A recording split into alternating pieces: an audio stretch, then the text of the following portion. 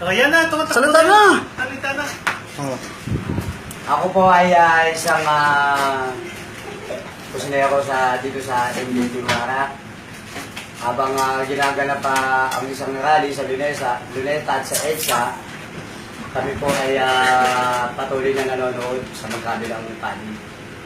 Pero bilang Duterte Warrior supporters at bilang isang ama ng 5 mga anak ko na nakakaroon ng peace of mind habang nasa barko kami at malayo sa pamilya, eh kami naniniwala sa pamamalakad ng ating presidente. Pero ang nakakainit lang ng ulo at nakaka-high blood, eh para po ito kay Jim Paredes. Ano mo putang ina mo, Jim Paredes? Ha? Kung ako ang nakatapat mo putang ina mo ka, baka nasampal kita.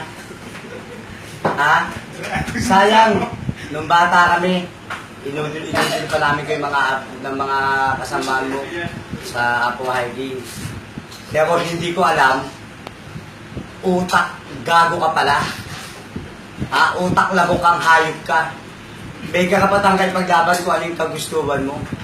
Pero huwag kang mananakot ng mga kabataan.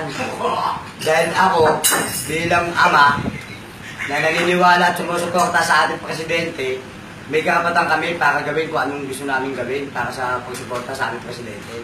Saka yung tinakot. Nagsagawa kayo ng rally sa EDSA at nirespeto namin yun. Wala nang gulo sa inyo. Dapat hindi mo ginanon yung mga kabataan. Dahil sila ang simbolo ng bagong henerasyon at naniniwala sa ating presidente.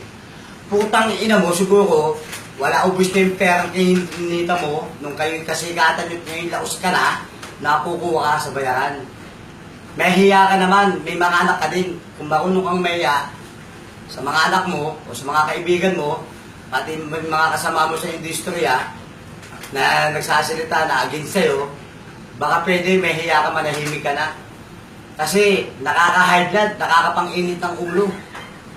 Alam mo yun, kaming mga ama naghahanap ng katahimikan ng ating bansa sa pamumuno ng ating presidente. Pero anong ginagawa niyo, mga hayop kayo?